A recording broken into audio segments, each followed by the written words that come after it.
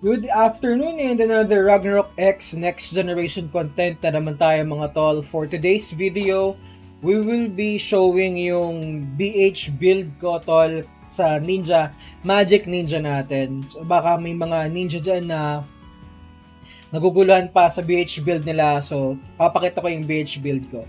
Before we do that, I will be showing my equipments muna para makita nyo kung yung ano lang, yung quick overview lang kung ano ba yung itsura ng character ko now. So, kayang-kaya naman to ng mga F2P dyan tol. Naka plus 4 set lang ako. Blue weapon, white int accessories, talisman M pen talisman, tapos naka Drake set lang ako for armors. And then for my awakening tol, naka Upgrade Awakening 3 and Enchant Awakening Tier 2 ako mga pre. In regards with my stat, all int lang to tol, all int. So nasa 1k int club na rin pala ako tol, nasa 1k stats club na ako. So all int lang yung stats ko dyan. Meron akong raw damage na 16,093. Sa cards naman tol, wala akong hindi ako nag-focus sa BH sa cards, pero nga sa cards ko is 3 Arc Claws, which is ang kinukuha ko dyan is 10% damage to wind. And then for my accessories, meron akong 3 pen card. And then for my armors, meron lang ako mga HP cards tol. Kompleto ko yung 3 HP cards. For my skill set naman sa pag-BBH, ito lang yung skill set natin bro. So, naglagay ako ng level 10 Izayoli. Ayan. Ni-level 10 ko siya kahit yung casting time niya mataas. Kada isang BH, mag-Izayoli ako sa first part, okay na sa akin yun hanggang sa matapos na yung BH. Yung isang bini-BH ko. Pagtapos ng isang boss na yan, sa next boss, automatic, parang naka-cooldown na to. So, parang isang boss, isang Izayoli lang yung kinakas ko. Kasi minax ko na siya. And then, ang main damage ko is yung mga elemental shuriken ko. Yung water shuriken, fire shuriken, and wind shuriken natin, tol. Tapos, in between, kapag cooldown sila, nagbabato ako ng throw shuriken ko. Sa mga nagka-question dyan, Boss Mada, bakit magkakasunod yung throw shuriken mo? Di ba dapat may requirements na skillan bago ka makapag-throw shuriken? Yes, that's correct tol, pero na-discuss ko yung semi-glitch na meron dyan sa skill na yan. Dun sa previous video ko, pwede mong balikan yung paano i-maximize yung elemental shuriken. Panoorin mo yung video na yun tol para hindi ka malito.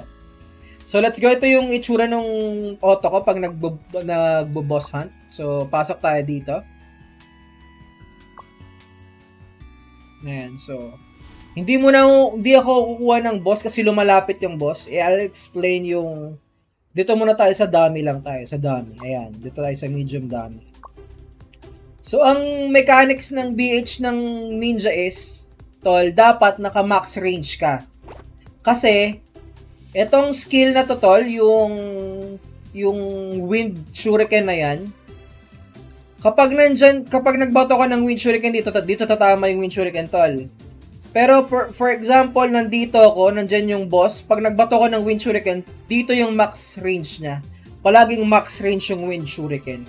So I need to make sure na naka-max range din ako para tatamaan ng wind shuriken ko yung boss.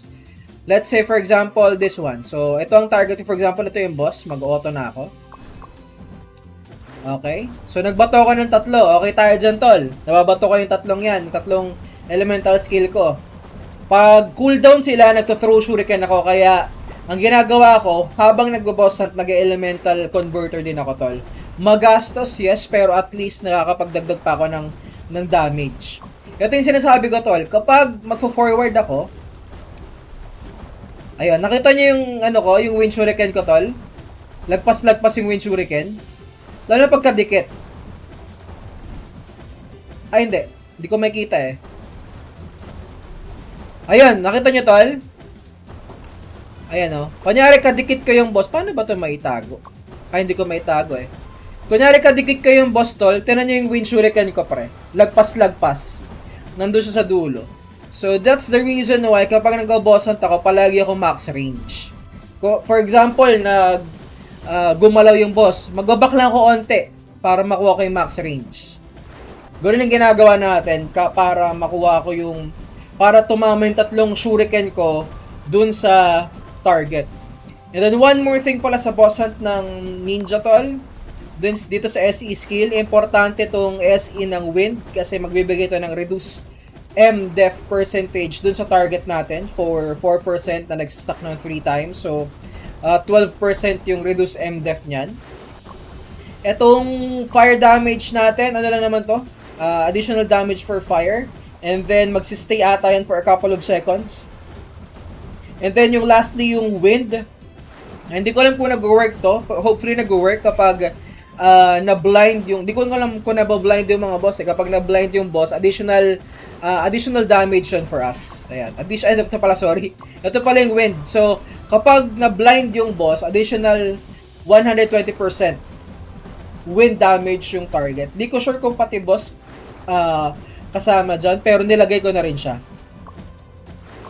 So, ayun yung boss hunt ng ninja tol. Ito yung auto skill kung gusto nyo gayahin. Nilalagay ko lang yung skill ng cast off si Sedeschel dyan para malaman ko kung cooldown o hindi. Pero hindi naka-auto yan. So, meron din akong yung blink. Itong blink. Anong tawag ba dyan? Yung shadow jump para kapag kunyari may boss na may skill na dapat ako iwasan na ma-micro ko. Wala niya sa Edga. Yung apoy ni Edga tol na ma-micro ko yun kapag kailangan ko mag-switch sa ibang location. So, ito lang naman yung auto ko. Naka-auto ko yung Izayoli. Ayan. First auto. Second ko yung throw shuriken, tapos yung mga wind elemental ko. And then, dapat pala dito tol, naka-level 10 yung Ninpo training. Kasi sa Ninpo training, meron kang additional 20% damage kapag full ang mana mo. Kaya yung mana ko full. Ayan, naka-full yung mana ko. If by any case, sobrang bumawas yung mana ko kakabato ng skill kapag di ko magat yung water effect. Meron akong recovery ko 100%, 90% yung recovery ko para make sure na nasa 100% yung SP ko para meron tayong additional 20% damage. Ayan.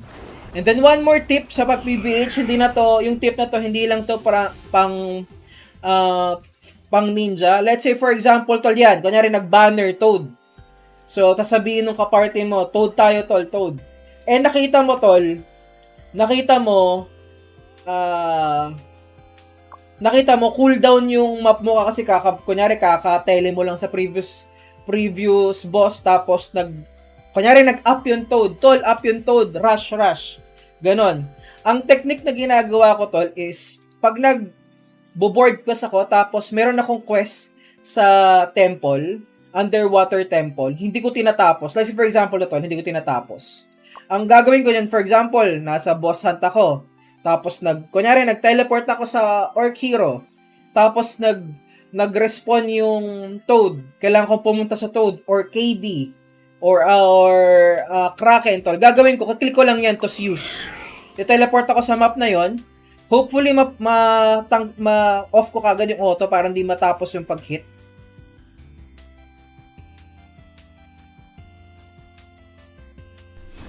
Ayan, so move tayo kagad. So nandito na tayo sa map ng Underwater Temple. Pwede na tayong mag-boss hunt. Matic, mag-flywing ka na lang kapag ang hunt mo to. If KD or Kraken naman, mag-unstuck ka lang tol. Unstuck. Pupunta ka na dun sa teleport or sa portal papuntang KD or Kraken. By this process, magkakaroon ka na ng one additional tawag nito? One additional teleport sa underwater temple. Hindi mo na need sunugin yung teleport mo dyan, yung sa teleport mo dito. Ayan, hindi mo na kailangan sunugin yan for underwater temple. Ayan, so yun muna yung video natin for now.